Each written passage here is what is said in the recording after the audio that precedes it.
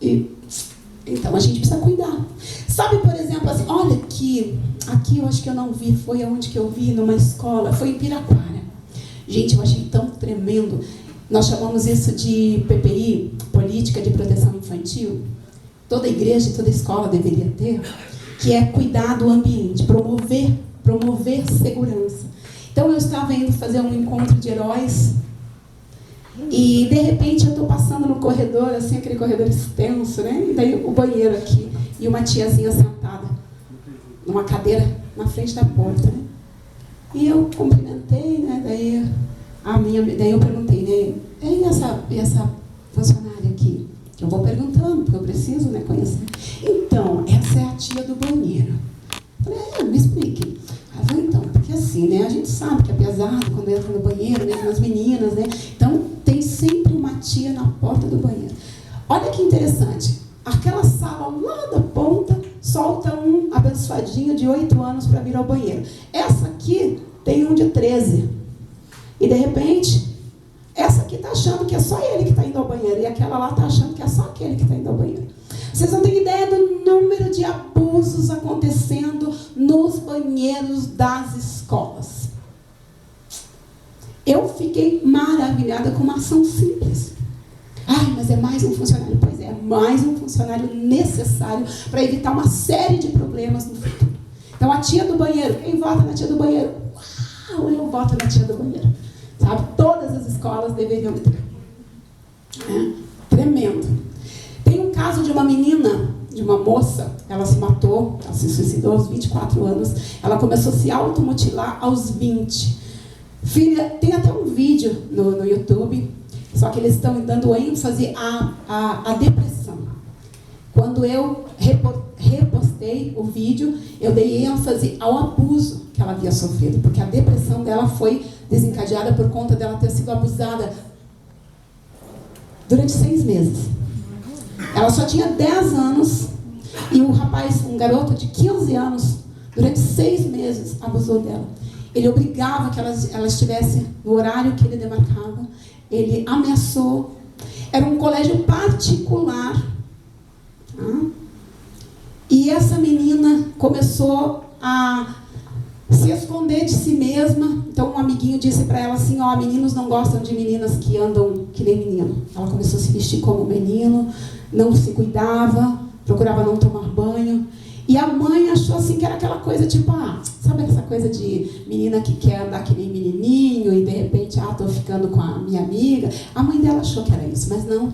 Era um grito de socorro. Isso aos 10 anos, né? Até os 20 anos, ela teve vários comprometimentos, mas ela foi para vários psicólogos, psiquiatra, e ela não conseguiu relatar. Aos 20 anos, ela encontrou uma profissional que ela conseguiu lhe ter coragem, e foi quando ela se abriu. Dos 20 aos 24, ela começou a surtar mais ainda, apesar de já ter conseguido contar, né? Ela já vinha se automutilando, mas ela intensificou, não podia ficar sozinha. Um único momento que a mãe não pôde estar com ela, porque teve que atender uma outra situação da família, ela se matou. Esse vídeo está no YouTube, eu não lembro do nome agora, mas quem tiver interesse em ver, pode ou entrar na minha página, ou eu posso estar compartilhando o link. É terrível. E isso aconteceu numa escola particular, no banheiro de uma escola particular, né? Então, a gente precisa promover essa segurança, né? Então, isso acontece muito nas igrejas.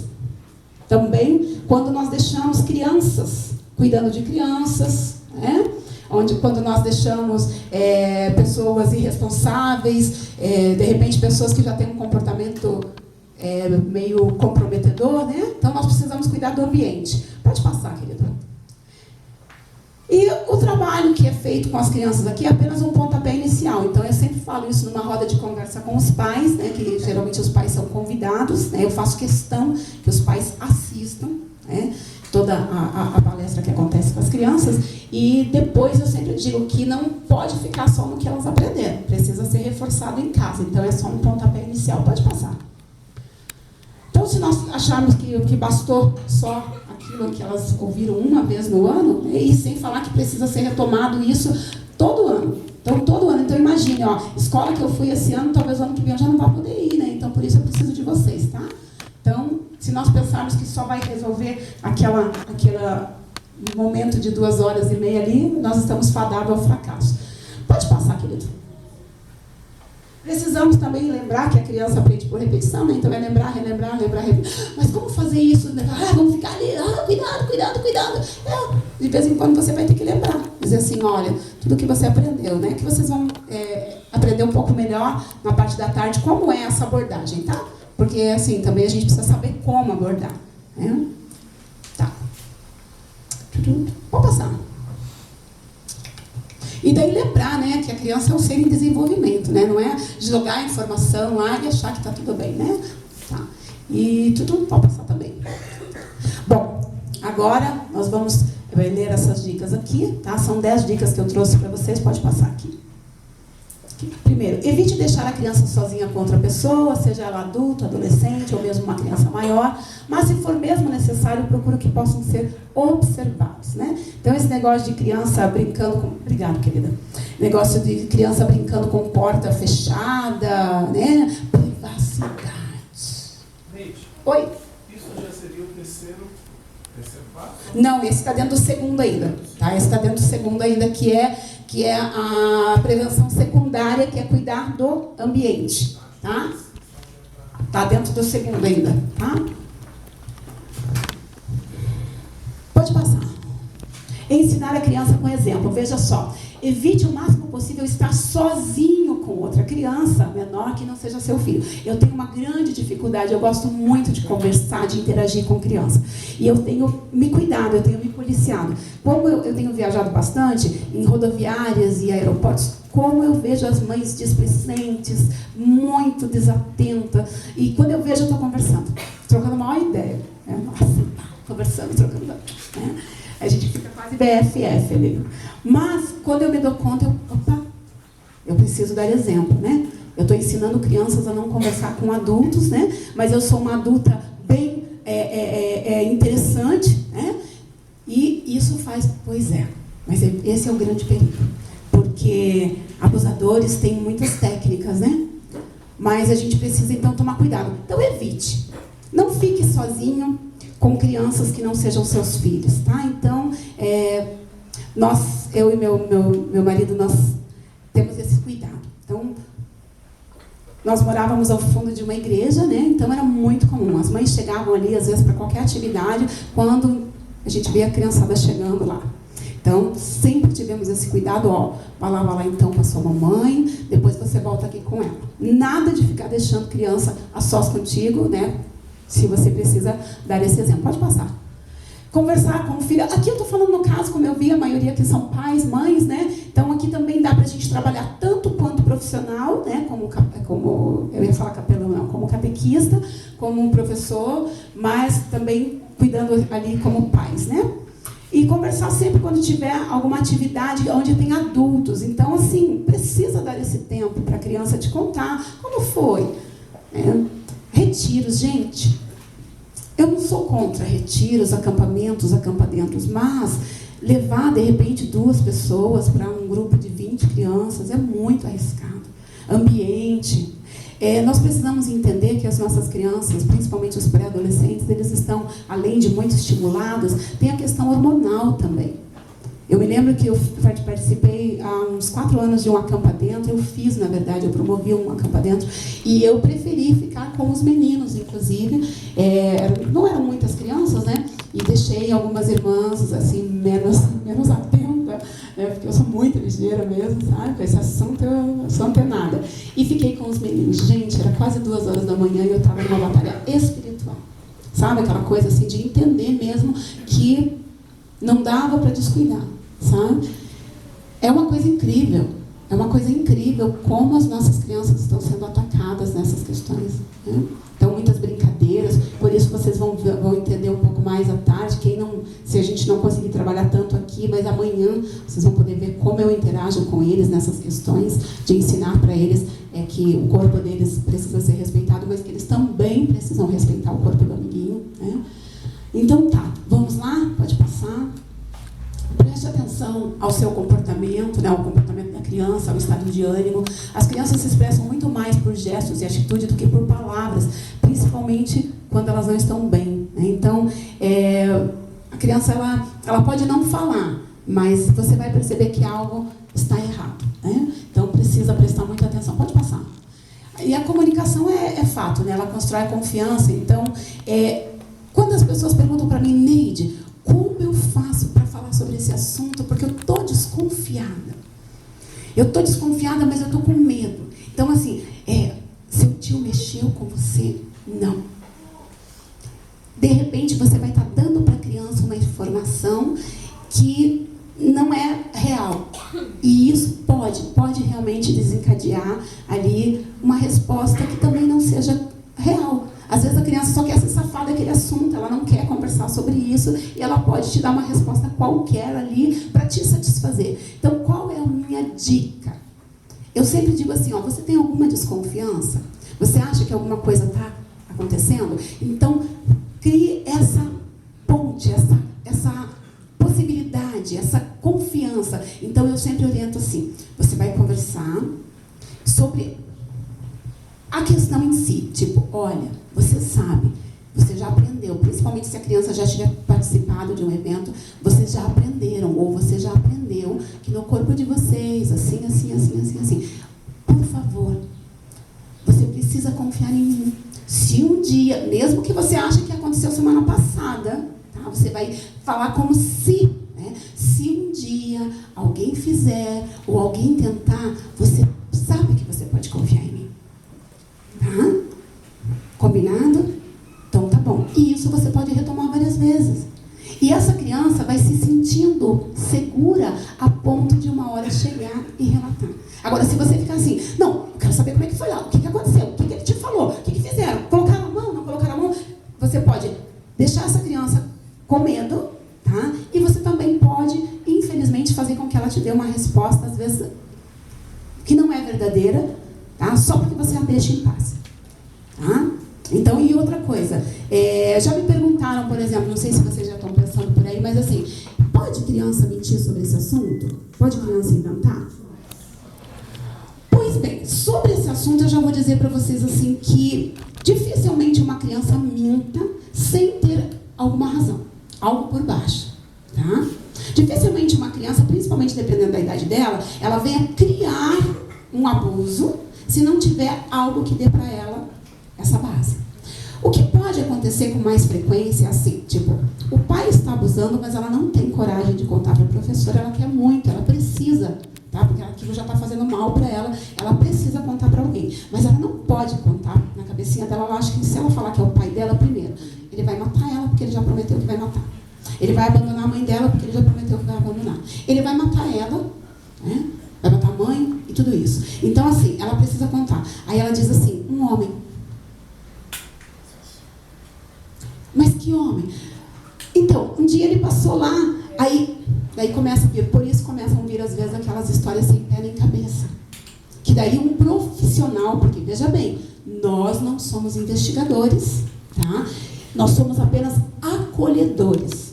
Então, nós precisamos conhecer este assunto para nós fazermos um bom acolhimento e depois ajudar que essa criança chegue a um profissional.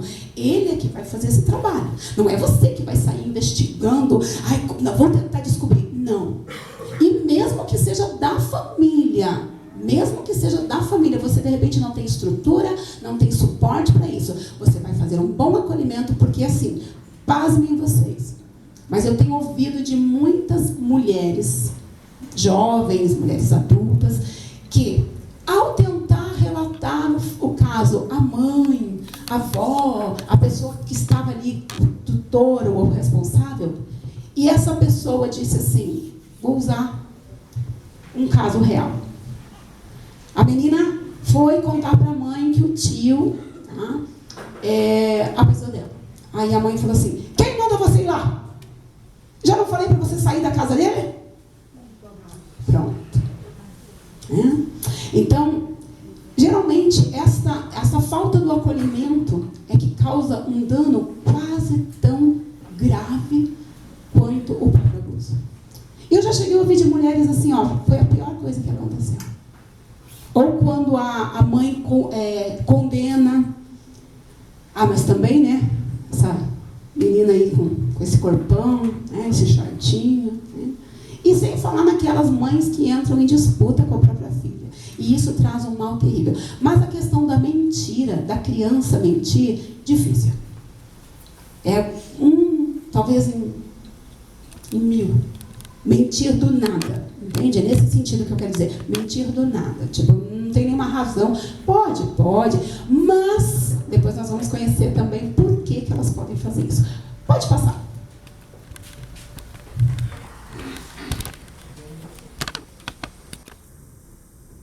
Não tem mais. Perdão. Aprenda a detectar e identificar os sinais do abuso.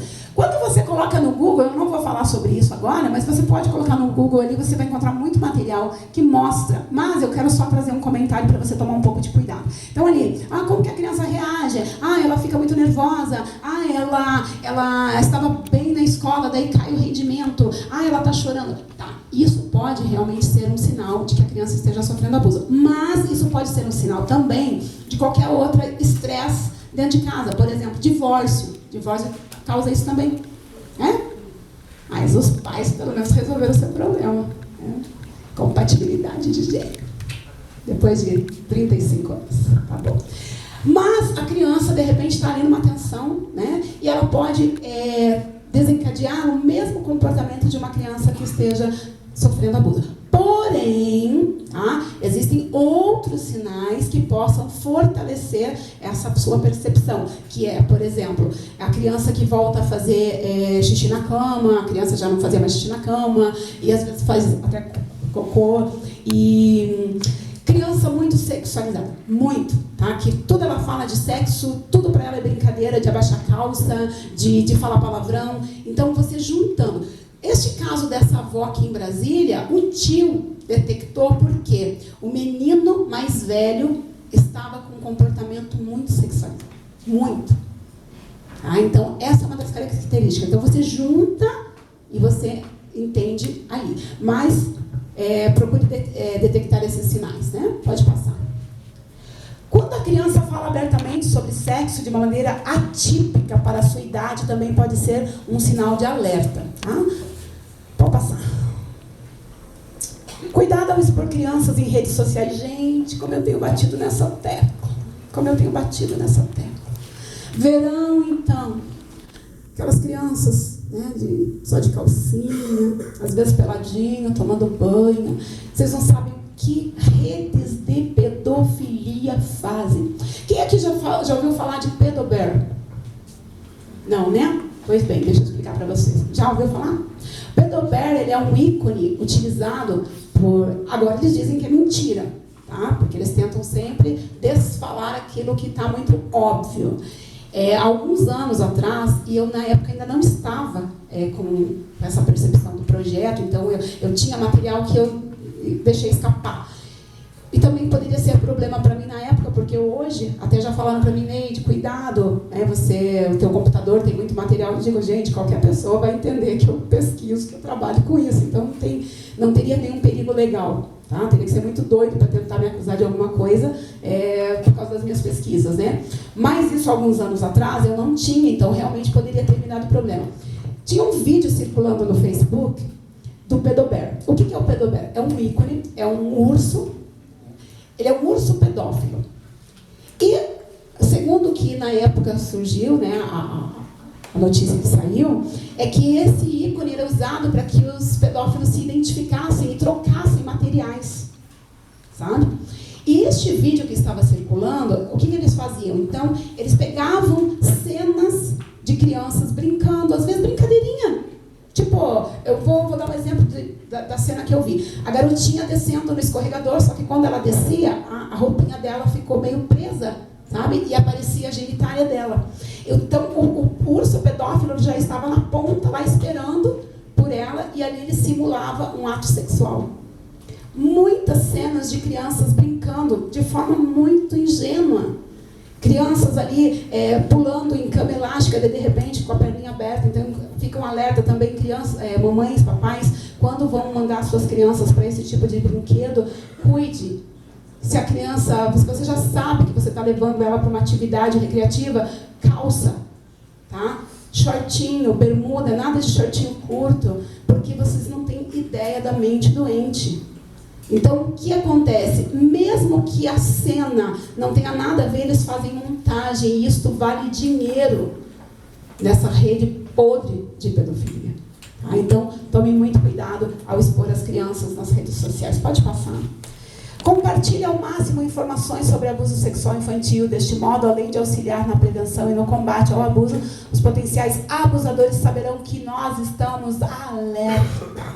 Criança dentro de igreja sendo instruída, criança dentro de escola, precisamos mostrar para quem já tem essa mente doente que é assim. Ah, é doença? Beleza, então vai se tratar. Ah, é safadeza? Então estamos aqui, né? Pode passar. Agora vamos falar sobre a prevenção terciária. Então, nós falamos da primária, que é informação. Secundária, cuidar do ambiente, né?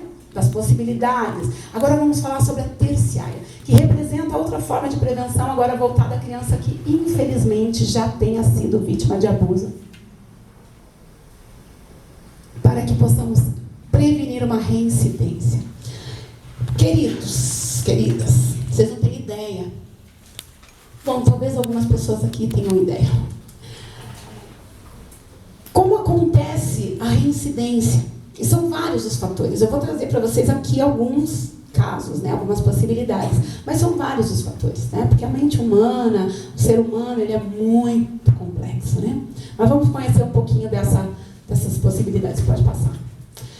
Lamentavelmente, crianças que foram abusadas sexualmente, mesmo depois de haver uma denúncia ou até mesmo algum tipo de intervenção por parte dos pais ou de algum órgão de proteção, como o Conselho Tutelar, voltam a ser abusadas em outros momentos pelos mesmos abusadores ou por outros. Então, assim, conheci um caso, até eu relato no meu livro, de uma menina de 10 anos, que ela tinha sido abusada pelo pai, pelo tio, pelo irmão, e a mãe não morava com ela. Aí ela foi retirada daquela família, levada para morar com a mãe numa outra cidade, e no último internamento, no último acolhimento dela, que eu era mãe social naquela época. Mãe social, você sabe o que é, né? Trabalha em casa de abrigo, que é responsável pelas crianças ali abrigadas. A suspeita de que o padrasto vinha abusando dela. 10 anos. Reincidência. Né? Pode passar. Eu trouxe aqui para vocês alguns fatores que podem contribuir com a reincidência, tá? Um deles, a ambivalência. Esse é um termo bem conhecido na psicologia. A ambivalência é quando há um misto, uma mistura de sentimentos da criança. Então, a criança pode odiar, como ela pode amar ou até se apaixonar. Por isso, nós ouvimos, às vezes, alguns abusadores dizerem assim, mas foi ela que quis. E, às vezes, foi ela que quis mesmo. Por isso, também, eu combato este grupo, esta militância, que faz parte, inclusive, dessa organização que eu falei, que fala sobre autonomia sexual. Criança tem direito à sua sexualidade. Que quer dizer o quê? Se ela quer, ela tem direito. Nós vimos, lemos, e é de senso comum, principalmente pela psicologia e pela pedagogia, de que a criança, ela está em formação. Formação, ela não tem condições de decidir nada. De assuntos complexos assim, nada. Aí de vez em quando vem sabe aquele povo que parece que gosta de fazer vídeo para YouTube, que diz assim, porque a criança tem que ter voz, porque aqui... Gente, pelo amor de Deus, é claro que a criança tem que ter voz, mas não para decisões assim como essas. Né? que estão querendo agora, inclusive, quer dizer, nem sei se tem, aí você já está havendo, então leva criança e adolescente para votar por questões que vão decidir o futuro do Brasil.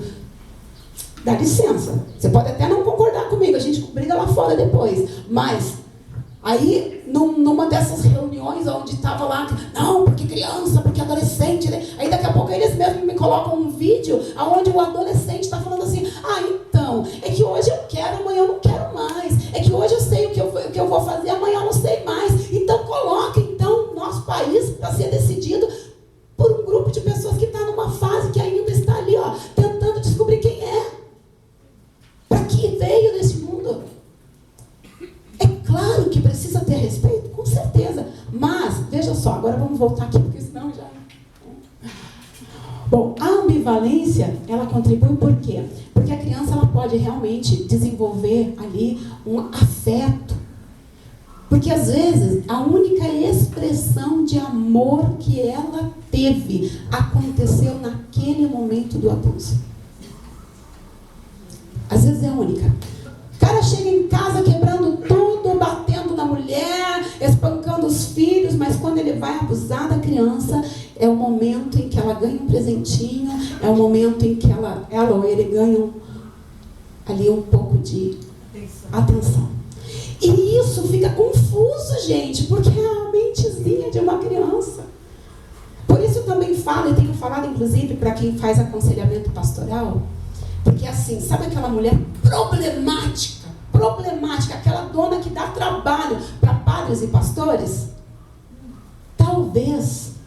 Talvez ela precisa ser resgatada dela mesma lá, num período onde ela possa ter passado noites e noites sem dormir, porque ela não sabia a que horas aquele cidadão ia entrar no quarto dela. É por isso que muitas mulheres estão procurando consultórios e já saindo de lá com uma receitinha, quando na verdade elas precisavam entender onde foi que tudo isso começou. Onde foi que tudo isso começou.